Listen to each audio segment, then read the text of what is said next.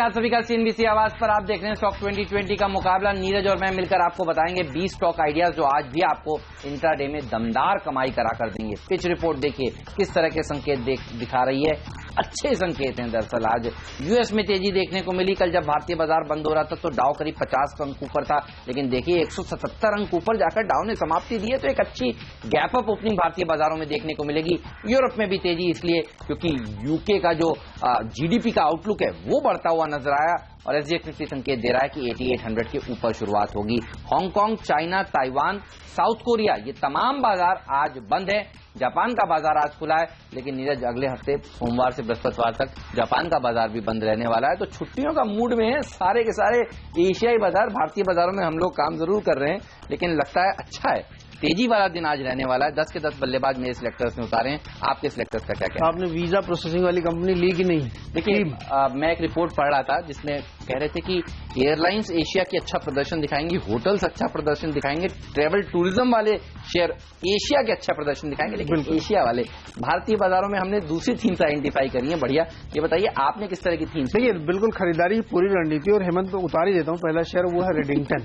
कल बड़ी दिलचस्प रिपोर्ट इसमें आई कि आईफोन 7 और 7 प्लस जो लॉन्च हुए हैं उसके सारे शेड्स बिक गए, already sold out. Jet black जो एक कम थोड़ा सा लोग पसंद करते हैं वो भी पूरी तरह सोल्ड आउट है। मतलब जबरदस्त सक्सेस अभी से मिल रही है। और रेडिंगटन हमने इसलिए लिया है क्योंकि रेडिंगटन भारत में इसका डिस्ट्रीब्यूटर है, सबसे बड़ा डिस्ट्रीब्यूटर है, एशिया के कुछ दूसरे और खाड़ी देशों में करता है। तो उम्मीद ये की जानी चाहिए कि एक जबरदस्त सक्सेस होगी। और रेडिंगटन के लिए क्योंकि रेवेन्यू का सबसे बड़ा पार्ट आईफोन की सेल से ही आता है, तो ये इनके लिए बहुत पॉजिटिव खबर है। 12 अक्टूबर को भारत में लॉन्च होगा।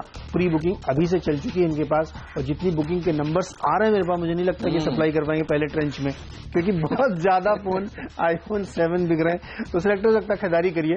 120 से 25 तक के लक्ष्य इसमें आसानी से अचीव होंगे। 109 के आसपास 256 जीबी का जो आईफोन 7 आ रहा है वो 80,000 रुपए का आ रहा है। नीरज आप बदल रहे हैं? बिल्कुल बिल्कुल सोचूंगा। और पुराने वाले 6 का उन्होंने दाम कम कर दिया है। ओके, तो वो भी और बिक रहा है। चलिए, तो हर तरह से आईफोन्स के लिए अच्छी खबर आती है। और यूएस में हमने देखा आईटी शेयर में तेजी दिखाई, एप्पल के स्टॉक ने भी काफी जबरदस्त प्रदर्शन दिखाया। तो आज नीरज का ओपनर अच्छा प्रदर्शन दिखा सकता है, लेकिन जो मेरे ओपनर्स हैं देखिए छोटे छोटे टिकट साइज के शेयर ज्यादा अच्छा प्रदर्शन दिखाएंगे। और आपने देखा बाजार पिछले 2 दिनों से जब कंसोलिडेट भी कर रहा था तब भी मिड कैप स्मॉल कैप में ज्यादा अच्छी तेजी देखने को मिल रही थी। एडुकॉम, एवरॉन ये 2 ऐसे स्टॉक्स हैं जो छोटे हैं और अच्छे हैं, कम से कम ट्रेडर्स के लिए अच्छा रिटर्न कमा कर देते हैं इंट्राडे में, इसीलिए इनको आज चुना है। और देखिए मेरी जो सिलेक्टर्स की नजर है वो आगे आने वाली पॉलिसीज के ऊपर है, और एजुकेशन पॉलिसी का बेसब्री से सबको इंतजार है, और एजुकेशन पॉलिसी अब जल्द आती हुई दिखेगी। स्मृति ईरानी जी जो पहले इस पॉलिसी को खाका तैयार कर रही थी, उनका दरअसल उनको दूसरा मंत्रालय सौंप दिया गया था, और अब प्रकाश जावड़ेकर जी को ये काम संभालने को कहा गया था, और अब वो जल्द ही पॉलिसी आ सकती है। वो पॉलिसी के आते ही आप देखिए ऑनलाइन के ऊपर ज्यादा फोकस होता हुआ दिखेगा। और वैसे भी हमारे सिलेक्टर्स मान रहे थे रिलायंस जियो के लॉन्च के बाद अब ये कंपनियां जो हैं जो एजुकेशन क्षेत्र में है वो ज्यादा से ज्यादा प्लेटफॉर्म्स तैयार करेंगी ऑनलाइन एजुकेशन की तरफ बढ़ावा देने के लिए। तो ये वो स्टॉक्स हैं जिनको फायदा होगा। 1350 का टारगेट एडुकॉम के लिए मेरे सिलेक्टर्स दे रहे हैं। एवरॉन में भी 2250 का टारगेट आज देखने को मिल सकते हैं। इन दोनों शेयरों पर रखिएगा आज आप नजर। नीरज आपका अगला शेयर कौन सा? भारत इलेक्ट्रॉनिक्स होगा हेमंत। और यहाँ पे बाईबैक की जो खबर चल रही है उसकी वजह से बाईबैक का प्राइस जो है 1305 रुपए है, और ये बहुत पॉजिटिव है क्योंकि 35% रिटेल के लिए रिजर्व रखा गया, और रिटेल के पास उतने शेयर भी नहीं है क्योंकि फ्लोट कम है। तो सेक्टर्स लगता है कि एक बहुत पॉजिटिव खबर होगी। रिकॉर्ड डेट 26 सितंबर है, तो बीएल पे नजर रखिए, ये एक अच्छा रिटर्न आज आपको देगा। एजुकेशन पॉलिसी के अलावा जो अगली पॉलिसी है जिसका बाजार को इंतजार है वो है टेक्सटाइल पॉलिसी, और अगले 2 शेयर उसी सेक्टर से हैं। गोकुलदास एक्सपोर्ट्स के ऊपर में सिलेक्टर्स बुलिश है, इंडोरामा सिंथेटिक्स के ऊपर भी बुलिश है। और इन दोनों के साथ भी जो एक कॉमन फैक्टर है कि छोटे टिकट साइज के शेयर्स हैं। गोकुलदास इन दोनों में ज्यादा बेटर पेडिग्री का स्टॉक मेरे सिलेक्टर्स को नजर आता है।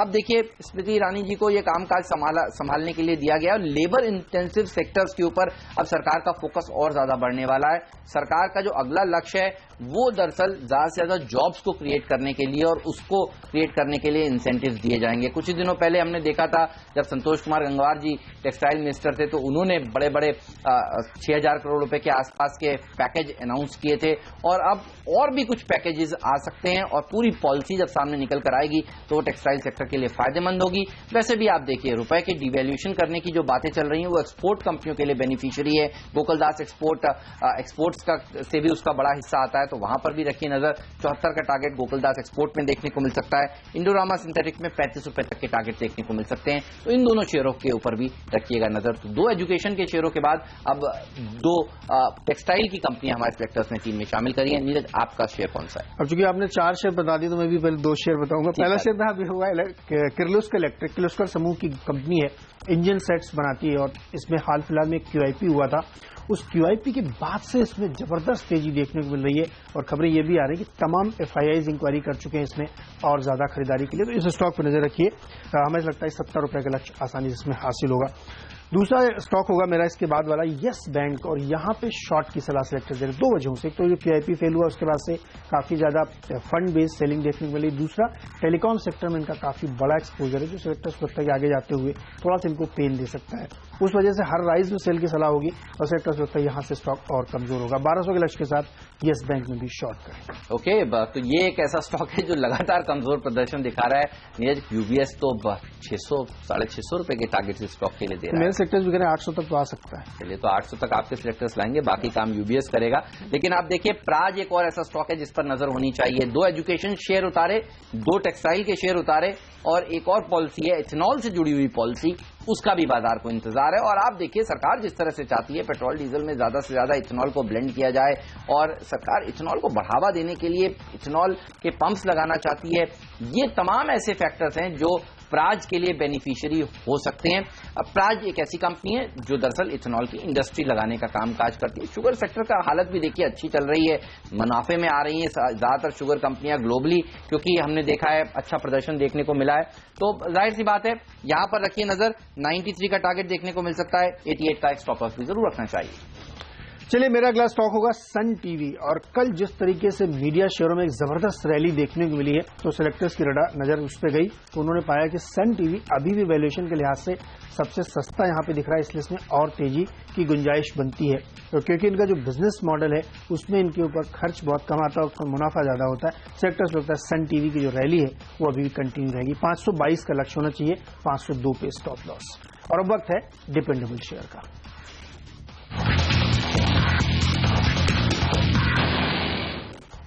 सेंट गोबेन, ये होगा मेरा मिस्टर डिपेंडेबल स्टॉक। अच्छा प्रदर्शन यहां पर देखने को मिल सकता है और आप देखिए जिस तरह से छोटी टिकट साइज के शेयर तो अच्छा प्रदर्शन दिखा ही रहे हैं। मॉनसून अब खत्म होगा और जनरली हम देखते हैं मॉनसून खत्म होने के बाद कंस्ट्रक्शन की एक्टिविटी जो है वो पिकअप करती है, सीमेंट की डिमांड बढ़ती है। लेकिन ये तमाम स्टॉक्स जो हैं वो सीमेंट वाले और दूसरे शेयर अच्छा प्रदर्शन दिखा चुके हैं। तो यहां पर अब बाकी के कंस्ट्रक्शन से जुड़ी हुई कंपनियां अच्छा प्रदर्शन दिखाएंगी जो कंस्ट्रक्शन मटेरियल प्रोवाइड करती हैं। सेंट गोबेन ग्लासेस बनाने का काम करता है और जाना माना पुराना ब्रांड भी है। इसके अलावा ऑटोमोटिव्स के लिए जिस तरह से अच्छी डिमांड देखने को मिली है, फेस्टिवल सीजन चल रहा है, ग्लास का जो कामकाज है वो इनका और बढ़ता हुआ नजर आता है क्योंकि ये ट्रक्स को, कार्स को, बसेस को भी ग्लासेस प्रोवाइड करते हैं। तो यहां पर तेजी देखने को मिल सकती है। ये वो स्टॉक्स हैं जो आज अच्छा प्रदर्शन दिखा सकते हैं। 43 का टारगेट आज के लिए, 39 का एक स्टॉप लॉस भी जरूर रखना चाहिए। ये मेरा मिस्टर डिपेंडेबल शेयर। नीरज, आपका मिस्टर डिपेंडेबल कौन सा है? हेमंत, आपने टेक्सटाइल पॉलिसी की बात की, जो हम एक टेक्सटाइल और रियल एस्टेट मिक्स शेयर उतारेंगे और वो है बॉम्बे डाइंग। और सिलेक्टर्स को लगता है कि यहाँ पे बहुत अच्छी तेजी बनने वाली है। उसकी वजह यह है कि अभी आपने देखा वाडिया ग्रुप की तमाम जो कंपनियां, चाहे ब्रिटानिया को देख लीजिए या दूसरी कंपनियां, उसमें बहुत अच्छी एक रैली बनी है। बॉम्बे बर्मा में कितनी शानदार रैली बनी। अब इसके फोकस है कंपनी का।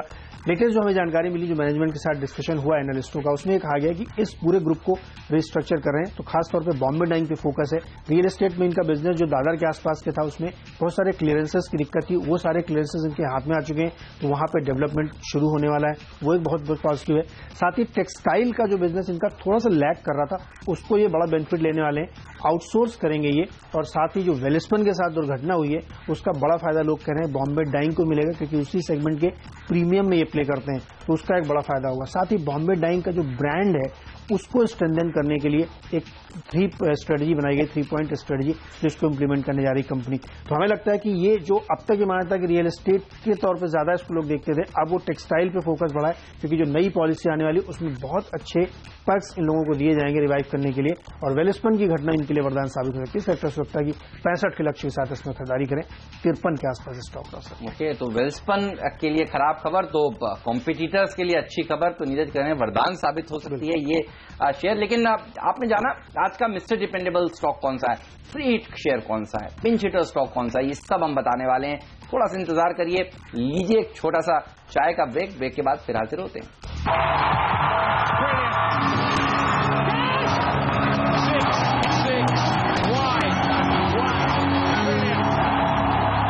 स्वागत है एक बार फिर से आपका स्टॉक 2020 में, और देखते हैं अगला शेयर मेरी टीम का कौन है। और नवभारत वेंचर्स मेरा 7वां शेयर, और इसमें खरीदारी की सलाह सेलेक्टर्स दे रहे हैं क्योंकि कल इसमें रिलायंस म्यूचुअल फंड की ओर से 40 लाख शेयर खरीदे गए हैं 112 की प्राइस पे। बहुत पॉजिटिव। देखिए फंड अगर इस तरीके से बुलिश हो रहे हैं किसी स्टॉक पे तो आपको अंदाजा रखना चाहिए। वैसे ही फंडामेंटली बहुत स्ट्रांग है, जैकपॉट शेयर रह चुका है, बेहतरीन रिटर्न दिया है। खरीदारी करके चलिए, 130 का लक्ष्य होगा, 112 के आसपास स्टॉप लॉस। यूबी होल्डिंग के ऊपर रखिए नजर। आप देखिए छोटी टिकट साइज के शेयर तो अच्छा प्रदर्शन दिखा ही रहे हैं, और यूनाइटेड ब्रूवरीज के लिए कुछ इंपॉर्टेंट ट्रिगर्स हैं। यूनाइटेड ब्रूवरीज के लिए ट्रिगर सबसे बड़ा तो यही होगा कि अगर विजय माल्या जी अपनी हिस्सेदारी बेच दें, डियाजियो हिस्सेदारी पूरी खरीद ले, तो वो उनके लिए फायदेमंद होगा। यूनाइटेड स्पिरिट्स के लिए भी अटकलें लगाई जा रही हैं कि शायद एक बड़ा बायबैक का प्राइस आएगा।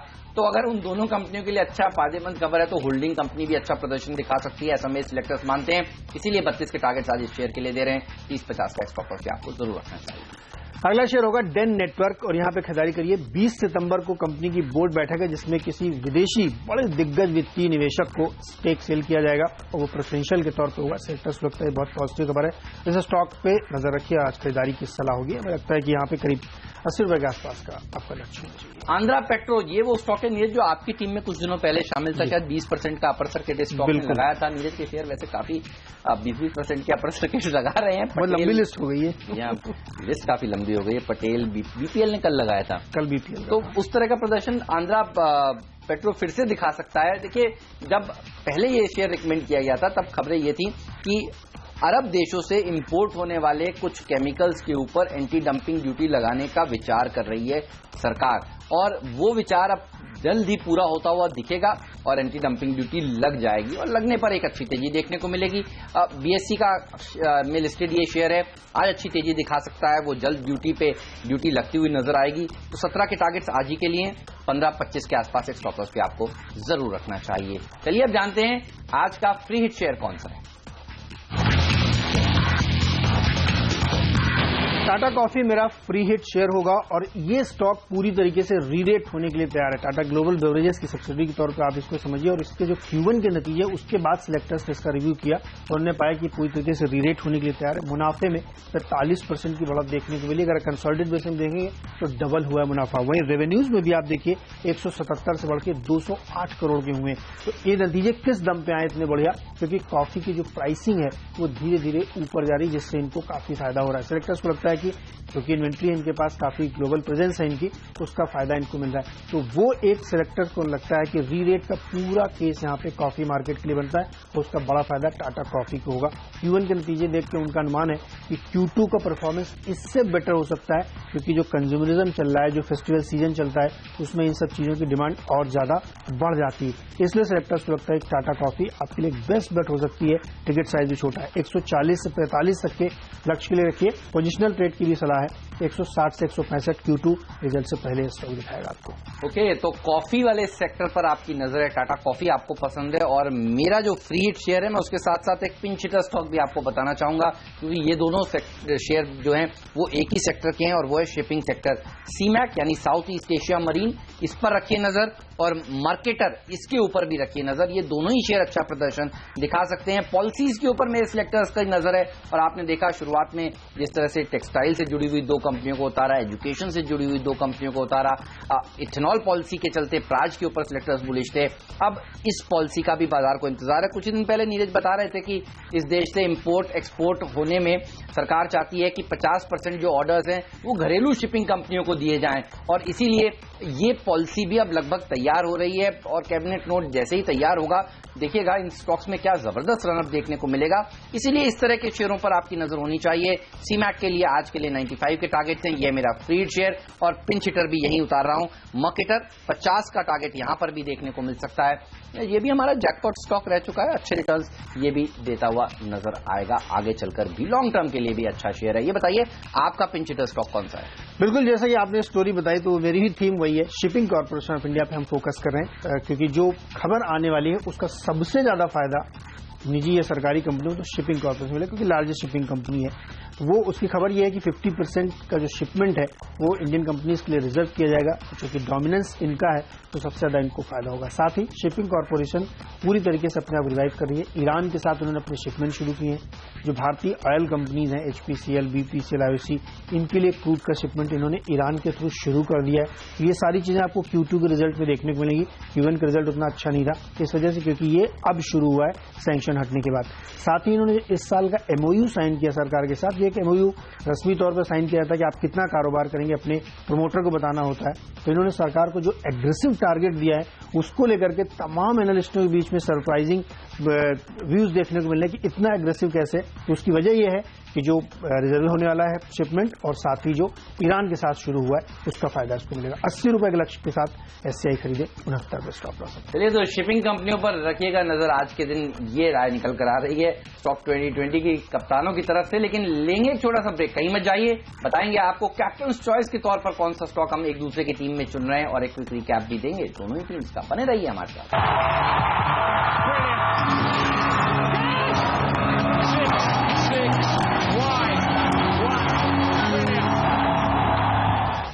नजर डालिए मेरी पूरी टीम पर। 10 के 10 बल्लेबाजों को टीम में शामिल किया है और सरकारी पॉलिसीज के ऊपर पूरा फोकस है। नीरज, एक शेयर अगर आपको इस टीम से निकालकर अपनी टीम में शामिल करना हो तो कौन सा शेयर होगा? आंध्रा पेट्रो होगा। और मैं बिल्कुल मुझे लगता है कि इसमें जिस तरह की खबरें आ रही हैं, हमने अपनी टीम में शामिल भी किया था, वो साबित होंगी सही इसमें। और 17 का लक्ष्य जो आपने दिया मुझे लगता है बहुत आसानी से अचीव होगा। हेमंत, मेरी टीम में आपके पास चॉइस है कि आप एक शॉर्ट का खिलाड़ी भी ले सकते हैं। नहीं, हम बल्लेबाजों के साथ ही जाएंगे और आपका जो 3 स्टॉक जनरली हम इन तीनों में से ही चुनते हैं, डिपेंडेबल, फ्री हिट या फिर पिंच हिटर, उसमें से आज फ्री हिट के साथ जाना चाहेंगे। टाटा कॉफी जबरदस्त क्वालिटी का स्टॉक है और देखिए अब नतीजे ने जिस तरह से टर्न अराउंड दिखाया है वो काफी बेहतरीन है। अच्छी तेजी यहां पर देखने को मिलेगी और इसलिए इसको देंगे कैप्टन चॉइस का दर्जा। पूरी की पूरी टीम देखिए, बाजार को अपेक्षाएं हैं सरकार से काफी सारी, एजुकेशन पॉलिसी जल्द आएगी, एडुकॉम्प एवरॉन को इसलिए टीम में शामिल किया है और बाजार को इंतजार है टेक्सटाइल पॉलिसी का भी, इसीलिए गोकुलदास एक्सपोर्ट और इंडोरामा सिंथेटिक को टेक्सटाइल से जुड़े हुए शेयरों को टीम में शामिल किया है। प्राज इंडस्ट्रीज को फायदा मिलेगा इथेनॉल की नई पॉलिसी के आने से, यहां पर भी सिलेक्टर्स की नजर है। और साथ ही नजर रखिए सेंट गोबेन पर सरकार ने हाल ही में एंटी डंपिंग ड्यूटी लगाकर इस सेक्टर को राहत दी है। अब नतीजे आगे अच्छे आएंगे। यूबी होल्डिंग, आंध्रा पेट्रो पर रखिए नजर। अलग अलग खबरों के चलते यहां तेजी देखने को मिल सकती है। और अंत में शिपिंग कंपनियों के ऊपर सिलेक्टर्स बुलिश हैं। सीमैक और मर्केटर लाइन, ये दोनों स्टॉक सिलेक्टर्स को काफी अच्छे लगते हैं, इसीलिए आज टीम में शामिल किए गए।